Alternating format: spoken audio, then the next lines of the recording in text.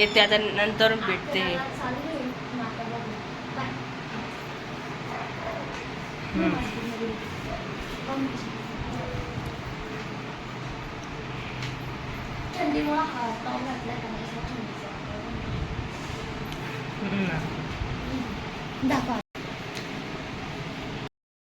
नमस्कार सर्वांना, स्वागत आहे तुमचं पुन्हा एकदा माझ्या ब्लॉगमध्ये, नवीन ब्लॉगमध्ये.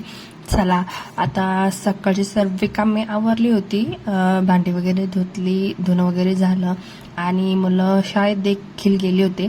त्यानंतर दूध तापवलं होतं. आता सर्व आवरल्यानंतर निवांत वेळ मिळतो मला देवपूजा करण्यासाठी, कारण सकाळची खूप घाई गडबड असते. आणि कसं आहे, सकाळच्या घाई गडबडीमध्ये अजिबात देवपूजा मला होत नाही, कारण मुलांचे टिफिन वगैरे असतात, पाणी वगैरे येत असतं नळाला, त्यामुळे ना अजिबात म्हणजे पटकन असं आपण देवासाठी थोडासा वेळ देखील आपल्याला द्यावा लागतो. तर कसं आहे ना, अशा म्हणजे मुलांची सगळी गडबड असते सकाळी, तर त्यामुळे लवकर देवपूजा होत नाही. पण मी निवांत देवपूजा अशी करत असते, कारण की मुलं देखील शाळेत जातात, नंतर पाणी वगैरे होऊन जातं, घरातले सुद्धा कामे सगळे आवरून जात्यानंतर 10-10:30 वाजली होते. त्यानंतर मी छान अशी देवपूजा करायची होती. मला तर देवाऱ्यामध्ये म्हणजे जुने फोटो होते ते काढले होते. त्यानंतर बघा, हा आहे श्री महालक्ष्मीचा फोटो, आणि हा माझ्या मिस्टरांना मिळाला होता कार्यक्रमामध्ये. तर म्हणलं चला, आता आपल्याकडं आता जरी लक्ष्मीचा फोटो नाही तर हा फोटो आहे, तर हाच आपण देवघरामध्ये ठेवूया. तर हा आहे आमचा जुना नवनाथांचा फोटो, आणि जे की तुम्ही नेहमी बघतच असता व्हिडिओमध्ये. आणि बघा, छान देव वगैरे धुवून घेतले आणि हा फोटो लावला श्री महालक्ष्मीचा, नवनाथाचा, आमची कुलदैवत आणि दत्ताची मूर्ती आणि स्वामी महाराजांची छोटीशी मूर्ती छान अशी धुवून घेतले, दिवा वगैरे लावला आणि छान अशी देवपूजा करून घेतली मी. कारण कसं आहे ना, मला म्हणजे सकाळची खूप गडबड असते आणि शांततेत आपल्याला देवपूजा करायची असते, त्यामुळे मी सकाळी म्हणजे देवपूजा करत नाही, कारण मुलं सगळी शाळेत वगैरे गेल्यानंतर देवपूजा करते. चला, छान अशी माझी देवपूजा वगैरे झालेली होती. आणि खूप पाऊस असल्यामुळे भाजीपाला आता महागच आहे आपला, तर भाजीपाला अजिबात काही नव्हता. तर मग मिस्टरांना मी सांगितलं की भाजीपाला घेऊन या, तर भाजीपाला घेऊन आले होते. त्यानंतर बघा, छान अशी पपई देखील आणली होती, तर मुलीला खायची होती पपई. तर खूप छान होती, गोड होती पपई आणि खूप मोठी होती. तर म्हणलं चला, मुलीचं चाललं मला मम्मी कापून दे, तर छान तिला कापून दिली. आणि बघू शकता तुम्ही, तर माझ्या म्हणजे खूप मला घाई होती, त्यामुळे तिला पटपट अशी म्हणजे अशाच थोड्याशा स्लाइस करून दिल्या. बघा, छान अशी पपई कापली, खूप सुंदर होती.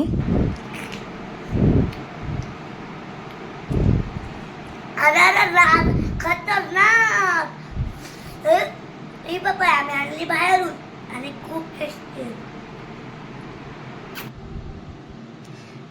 चला, आता मुलीला स्लाइस करून दिल्या आणि मुलगी छान आता पपई खात होती.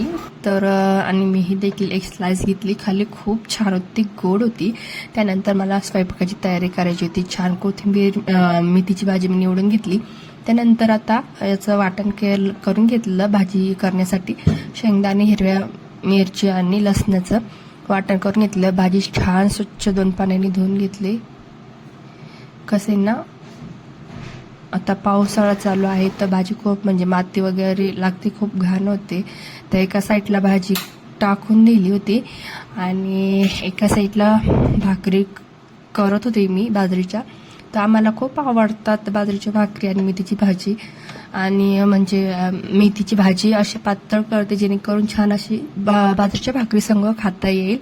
आणि आम्ही नेहमी म्हणजे आमच्या घरामध्ये नेहमी मेथीच्या भाजी संग बाजरीचीच भाकर खाल्ली जाते आणि छान लागतं. आणि अशा म्हणजे आता पाऊस बाहेर भरपूर पाऊस पडत आहे, तर म्हणजे आता थोडंसं शरीराला असं पौष्टिक सुद्धा हवं असतं. तर आणि हे छान आहे, तर छान बघू शकता तुम्ही, छान अशी पातळ मी मेथीची भाजी बनवते आणि बाजरीची भाकर जेवण वगैरे करून घेतली.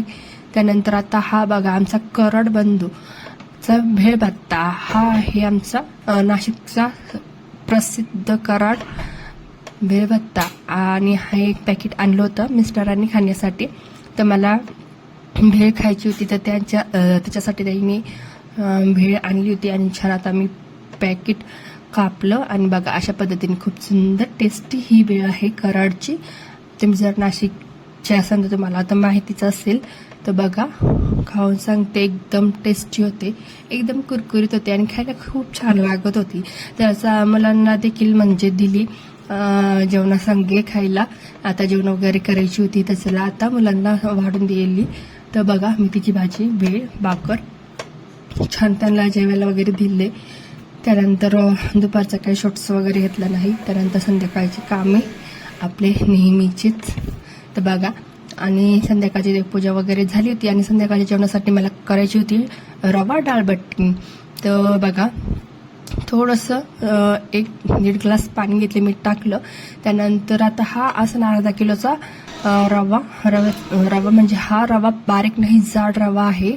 त्यानंतर यामध्ये 2 चमचे मी बेसन पीठ टाकलं आणि 2 चमचे गव्हाचं पीठ टाकलं, जिरे टाकले, ओवा टाकला आणि थोडंसं तेलाचं मोहन टाकलं. छान असं पीठ मळून घेतलं. कुकरला एका साईडला पाणी ठेवलेलं होतं आणि त्यामध्ये छान आता हे रवा बट्टी उकडण्यासाठी टाकून दिली होती. इकडे चालू होतं मिस्टरांचं कागदपत्रांचं काम, काहीतरी काढायचं आणि इकडे बघायचा होमवर्क चालू होता. तर आपली नंतर आता 10 मिनिटांमध्ये रवा बट्टी शिजली होती. गोळे बाहेर काढले, 10 मिनिटं छान गार करून घेतली. त्यानंतर बघू शकता अशा पद्धतीने गार झाले आणि स्लाइस करून घेतले. आता चला मला ही फ्राय करायची आहे.